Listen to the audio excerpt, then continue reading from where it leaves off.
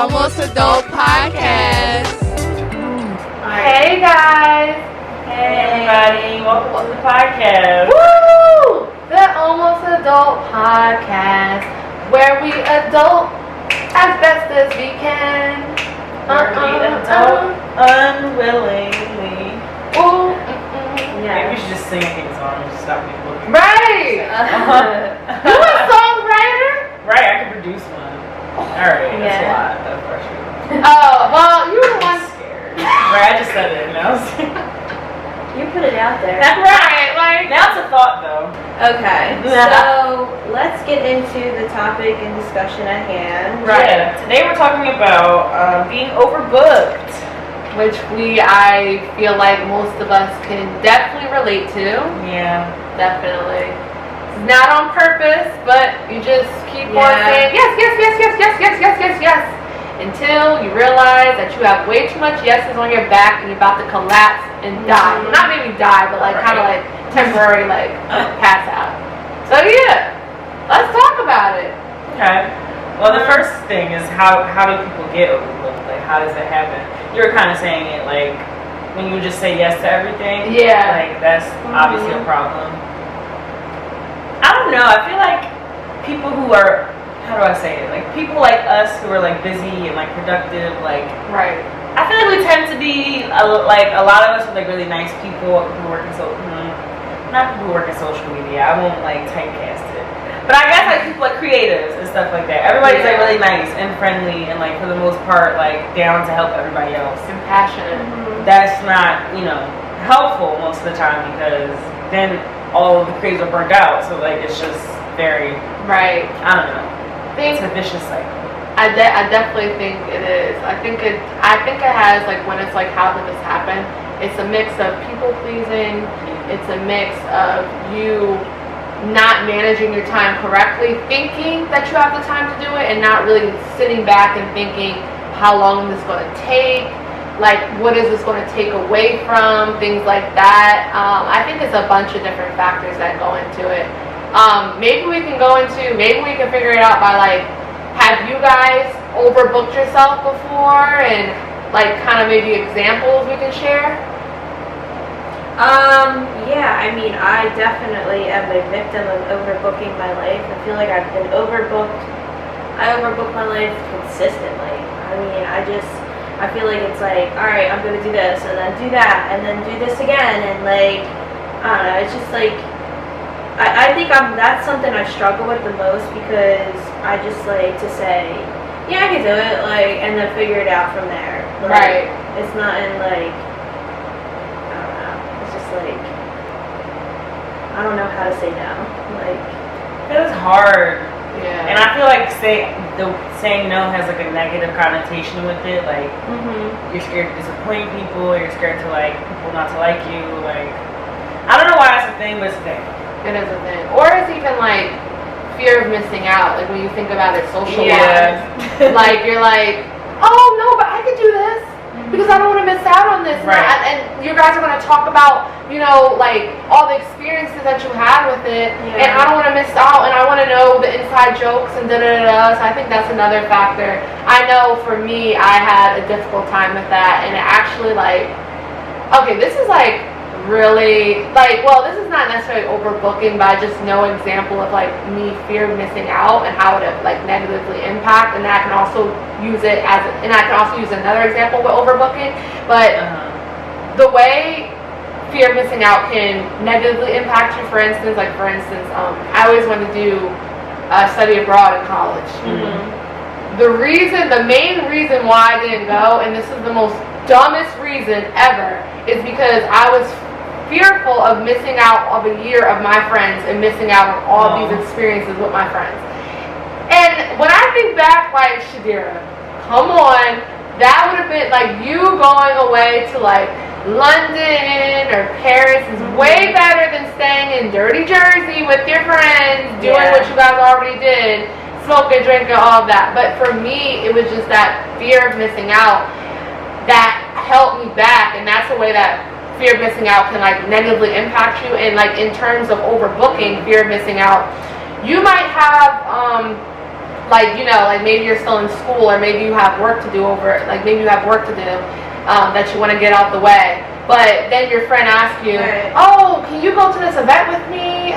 Yeah, it's this Thursday, but you know that you don't have the time to do it because you got this, and this, the third to do, and you just don't have time. But you make that time anyway because you just don't want to miss out on that experience with your friend. That's another way how I allowed fear of missing out overbook me, and then I was stressed, I was frustrated, and it just wasn't good at all. I think, like, especially if you work from home, this is so random, but like if you work from home, or if you're an entrepreneur, or like even like a full-time influencer, which I mean, none of us are, I get, but like I feel like I know a lot of people who are like business owners, and like, you know, you get like your hour break at work, or like you get time to like take a break, but like I feel like a lot of people in those roles don't know how to do that because it's not something they think to schedule into their day. But that's like so important. Even if you do work a 9 to 5, like, and you have an hour for lunch, take a walk another hour for like 20 minutes. You know what I mean? Like just stuff like that to give yourself a break. Like when I worked a 9 to 5 at the bank, like I couldn't even imagine not like. I don't know how I did that. I would just be in the building for like 8 hours. Like it was a lot. Like I don't know. But I just feel like I've learned now to like at least give myself time to like watch TV for like at least 30 minutes, or like hang out with my boyfriend for like a couple minutes until I go do something. You know what I mean? So it's really important, even if it's like 5 to 10 minutes, just like time for yourself every day. Because like I think that's the biggest thing. If you're overbooked, you don't have any time for you. And you're giving your time to other people, your time and energy, and like not giving yourself your time too. And you start resenting people too, because I remember when I was full-time entrepreneurship in 2020, I know exactly what you mean, because I literally worked 24/7. Oh yeah, and I literally only had time for my clients. And then what happens is you end up resenting your business, you resent the things you love, you resent the people that you love because you don't know how to put boundaries. You don't know how to set boundaries, and you just say yes to everything, and you just pick up every project that you know might not be the best for your business, but you do it anyway because it's like, well, what if I don't have this opportunity again? Or, you know, like, what if this person knows this person and this helps me blow up? Like, you just don't want to miss out on anything. But like you said, it's just really important. Yeah, I just like, I don't know, I just like struggle with like just doing, like just like, alright, I'm just gonna get it done, like I'm just gonna do it, like whatever, and like then it doesn't turn out the way you wanted it, and like now you're sitting here like, oh my god, it didn't even turn out as good as like what I like thought. Like even though like you shouldn't go in with high expectations, but it's like you're not prepared to, like when you do stuff like that, like you're not like fully like ready to like, I don't know, your mindset is not fully in it because you're so all over the place when you overbook yourself, or when you're not like organized enough to like put in the effort to like make time for yourself or plan everything out, or it's just like you forgot, like, so like I feel like that also plays a factor into it, like just like, yeah, you also are resentful as well, like I understand that like a lot, like it's just like, I don't know, I feel like I'm still like figuring it out how to not like overbook myself, because like right now, like, you know, the podcast is out, and then I'm doing the 31 days of Halloween, I got my full-time job, I'm trying to figure out how to navigate like working out, how to navigate spending time with Alex, how to navigate spending time with myself, spending time with family, you know, planning on how to eat healthier, you know, to like help with my lifestyle and change, like I'm trying to change how I eat, and just something is like, something has to get cut out, like, and like then where am I gonna have time to find like something to do fun, like go and hang out with friends, do this now, like Alex's family wants to go on a weekend place away, and like then Alex is back at school, it's like finding a house, saving for a house, like all this stuff is just like right now in this mind space, like this headspace I am in right now, I'm trying to organize it out, but like sometimes it gets to the day where you're like you can't put your all into it, so then it's like it sucks. I know. And normally it's funny that you say that, because I feel like on some days all of those things seem like light work.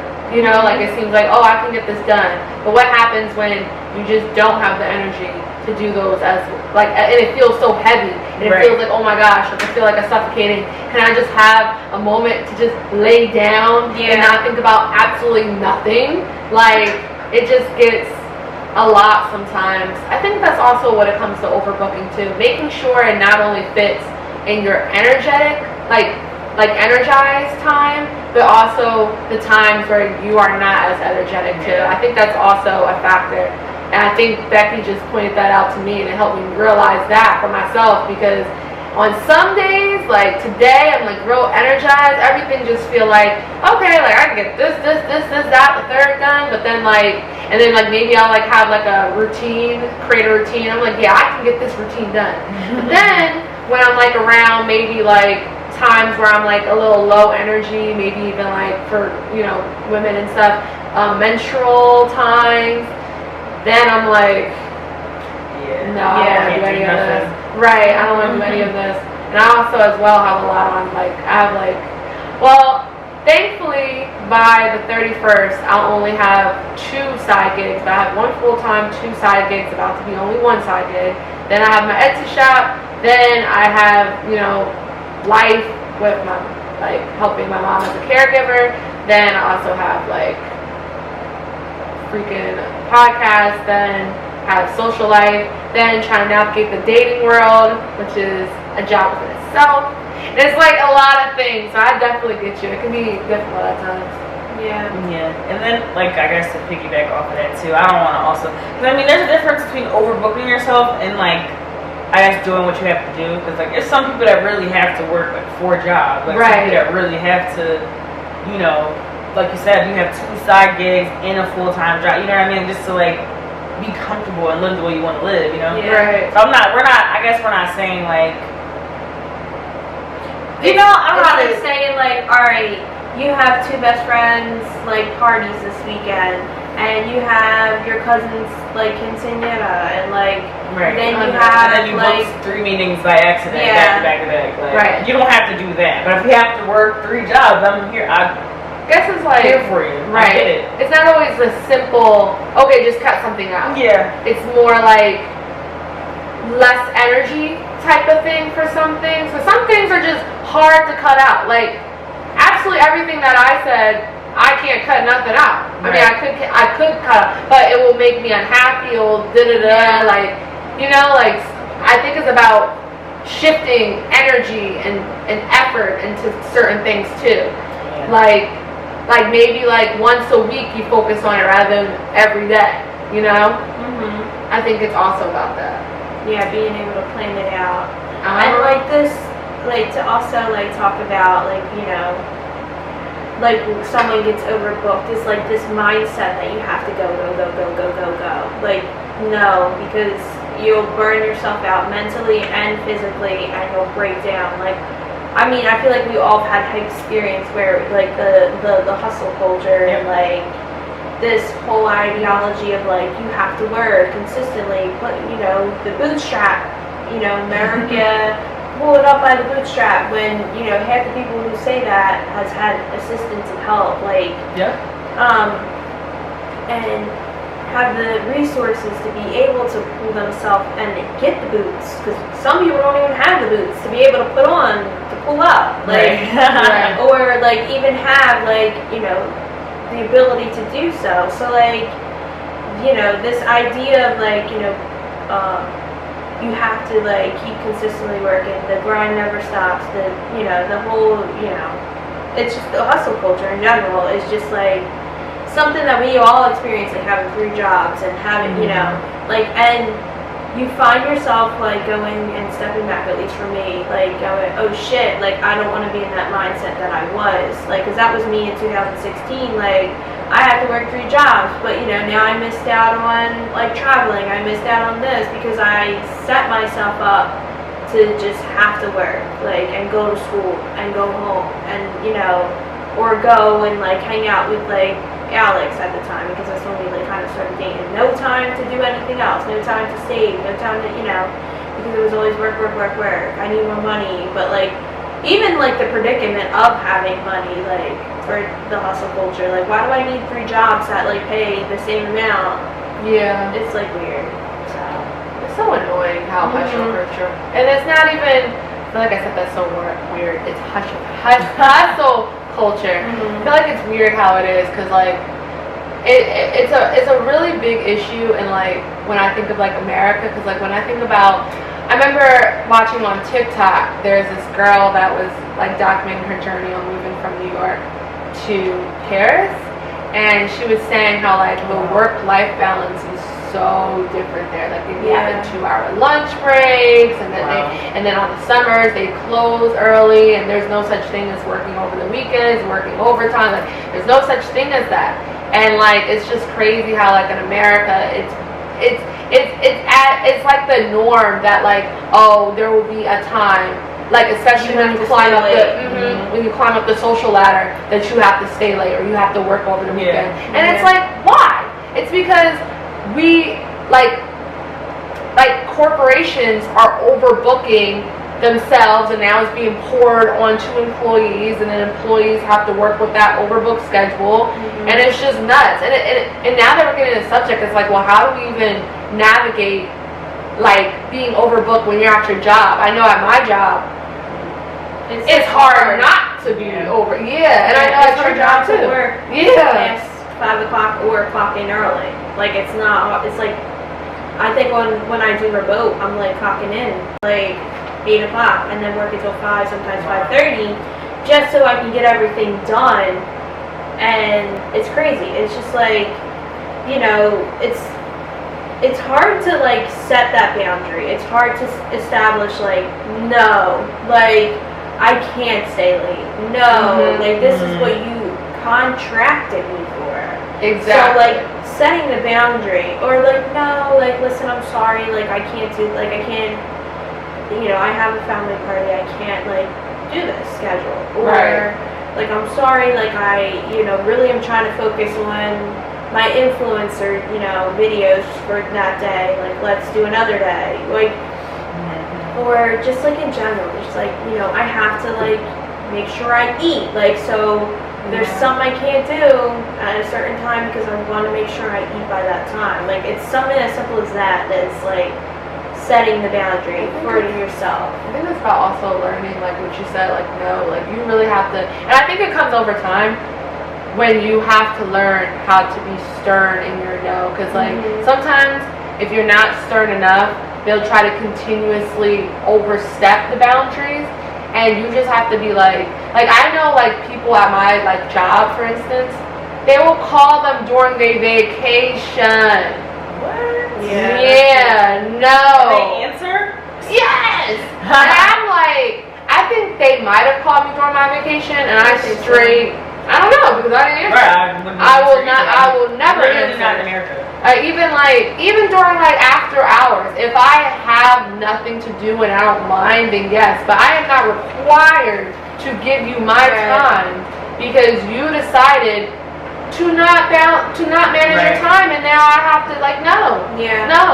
Like it is what it is. At the end of the day, unless you're gonna pay me the amount of hours, then like there's nothing I can do for you. Like, you know, it's not. You know, they don't pay you overtime. Like if you stop, I'm salary. No, so they just pay your salary and that's it. Yeah, and that's why that's not a scam, but like it's a trick. It's a trick. Right? That's crazy. And that's the thing too. Like especially if you're in salary, guys. Like going into the whole, because everything that we're talking about has everything to do with overbooking. It's just overbooking that you cannot control, but it's in order for you to like kind of like rectify that, it's you being stern. But even if like they like if you do have salary and stuff like that, that's another even reason for you not to overbook yourself and try to run yourself ragged just to get everything done for work, because this is what they set you up to do. Exactly.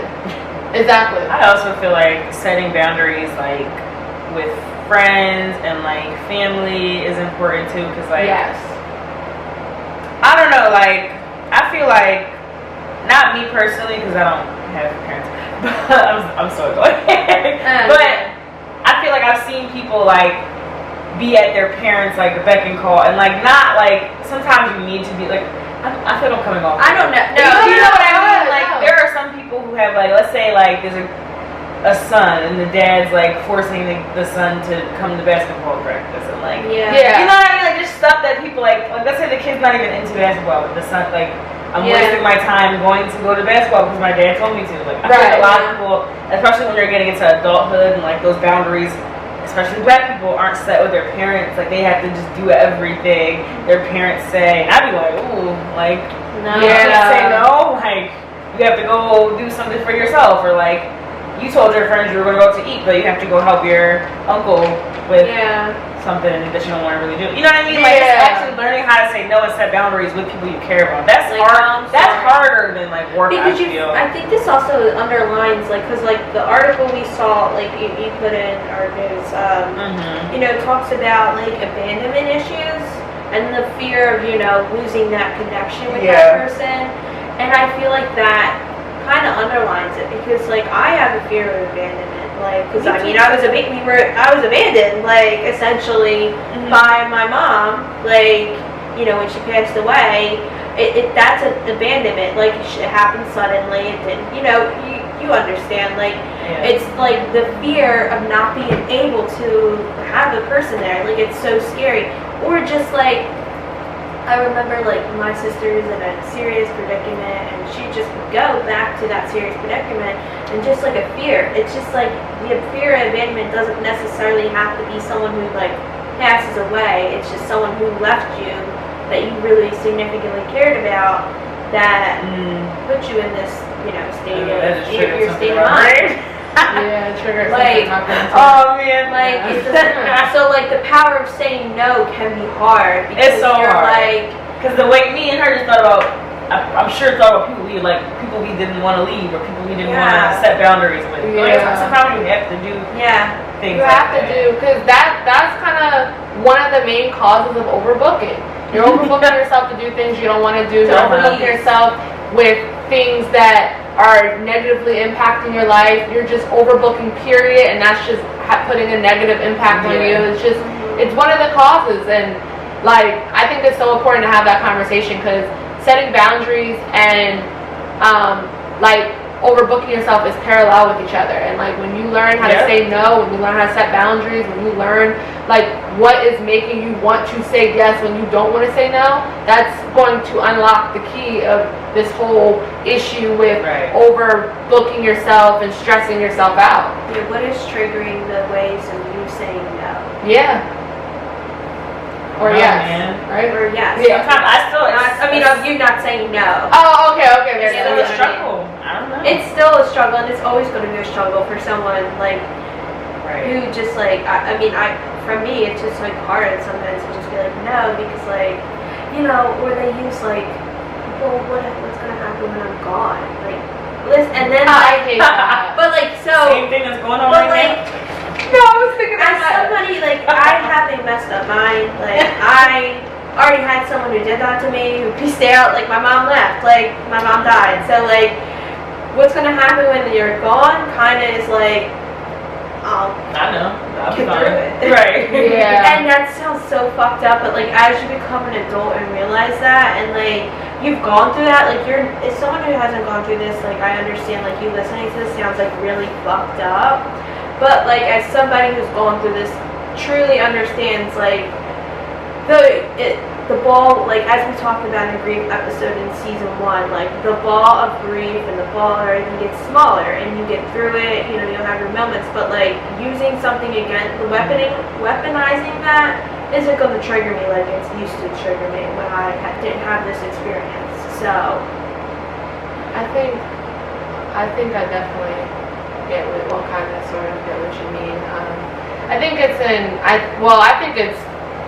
people utilizing like that it's a tactic of manipulation, and it's also making sure that you understand what manipulation is and what that looks like, and then you'll be able to navigate that. Like just how Becky said, like obviously she knows it's manipulation. Right.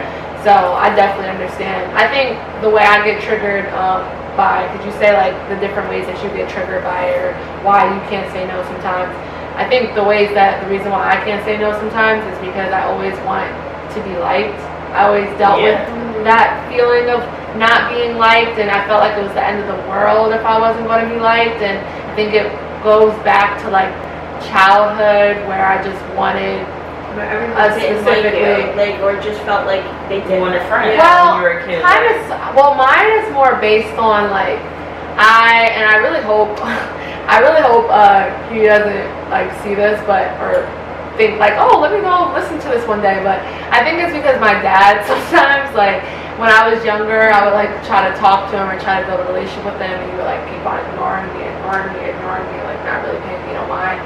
And I felt like I always had to. I feel like I kind of like learned that I have to work for people's approval. I have to work for people's love. I have to work for people's attention.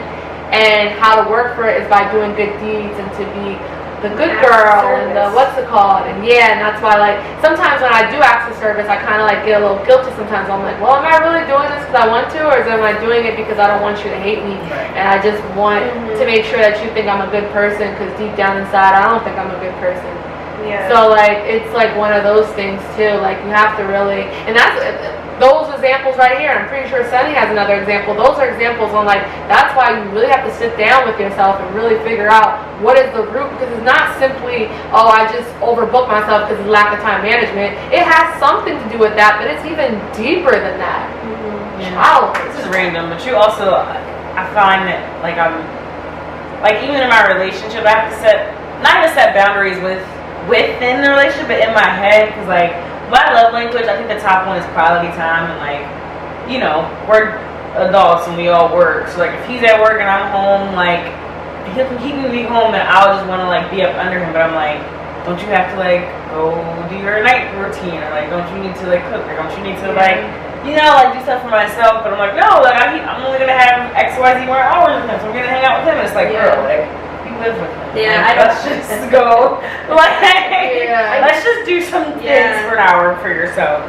So that's an interesting thing too. But like, just making sure you set your boundaries, because I know a lot of women can get lost in that. Once you're in a relationship, you want to keep your relationship. You want to like, you know, always be with your person. But it's like, no, you can like do other things. I love that you said that. Yeah. I feel like we should have an episode on that actually, because I do see like culture kind of pushes this whole codependency thing, but that's a topic for another time. But like it just kind of sparks. Codependency should be a topic. Yeah, definitely, especially in this age, because it's so glamorized. They're people are so codependent, they don't even know that they're codependent now. It's crazy. I know, like the whole like I want to be in your skin type of thing. Like it's it's healthy. I used to be like that too. I'm like, I mean, one tip I could say is, you know, getting organized, get a planner, get, you know, whatever, and then say no. Yeah. Like, get a planner and say no. or practice saying no too. Yeah. Because I know it would be hard, like for people who really just do not know that word. Right. Like, I just now, like, I've been talking about Notion with y'all for like probably like 3 years. I just now feel like my setup is really cool. Oh, nice. After 4 years. Yeah, I have. I actually have a planner that I also like an actual book planner, and I have, you know, my calendar, and I have to have more than one. Like, I'm a Google Calendar Trello type of girl. Okay. I love me some Google Calendar, but I love me some Trello. Like all of my workstations, except for my job now, because it's been kind of hard to organize that job. I'm trying, man. I'm trying. But like most of my work stuff is all on Trello, and it's like beautifully curated. It looks so beautiful, but like, yeah, trying. What is your tip, Sunny? And I'll go into it. I mean, yeah, I would just say just keep setting boundaries. I feel like I already said it. Set boundaries. Say no. No means no. Yeah. Honey, love yourself. No. My sign more is than no. Because literally, I feel like your mental health is the first. I'm sorry. No, you're good. I'm about to start singing with y'all. I love Megan Trainor. Yeah, I swear, we almost talk too. about her. I think we've been talking about her in like. We talked about her on the podcast again. Yeah. The very first. We should ask that bitch to come on. She got a podcast. Yeah. Anyway, I'm working on that, but that would be crazy. But anyways, yeah, stay organized, and your mental health is most important. So if there's a project at work that you really like want to lose your brain over, like, let's just stop, take a break. It's fine. Right. I love those TikTokers that be like, girl, like, it's just a job. Like, breathe, Yeah, calm down. It's yeah, okay. Like, I'd be like, oh my God, I gotta Like, get you're this right. done. I needed this. right. Like, breathe this deep. Right. But- My tip is to because I used to do this all the time. If you're one of those girlies or guysies or whatever Or daisies. or daisies who like you'll make a to-do list and you put like 40 million things on to-do list. Oh my God. I'm gonna let you know from the queen of someone who does that. Just stop that right now. How? Keep it to 5 things. Okay. 5 things. I don't care if you have What a if we have million more things than to 5? do. Oh, okay. 5. Okay. It's not that So you deep. do 5 and then make a new list. Yeah. Okay. And even if you wanna so say if work is like really crazy. Okay. You can make a separate list for work, but only 5 things. If your boss can't understand, you need a new job because 5 things, okay? There should be no reason why you should be having to do 20 million things every day at work. 5 things. 5 things. And I think also like when you set boundaries and stuff, and I'm talking like work related, like for people who like maybe have 50 million things, it's important to communicate that that's just not gonna happen. That's just not gonna work. Yeah. And saying that, believe it or not, people be like, okay, and then we try to work with you because at the end of the day, they need you more than you. Okay. Anyway, they need you. But yeah, keep it at a minimum 3 to 5 things a day. And if you have a separate work list, have a separate work list. But like personal, 3 to 5 things a day. That's 1. 2. Really start tackling your childhood traumas or the patterns or trying to figure out that whole people-pleasing thing. I am not expert in this since I am still working on it on myself. I'm literally trying to find a therapist to talk more about this because I realized it probably like 2 weeks ago or maybe actually this week that I am like this. So like just start trying to think deeper. It's bigger than this. It's bigger than, because think about it, not everyone's a people pleaser. Why is that the case? Exactly, because the way they're raised. So yes, those are my 2 things. Okay. Oh, exactly. So I guess we'll wrap up here.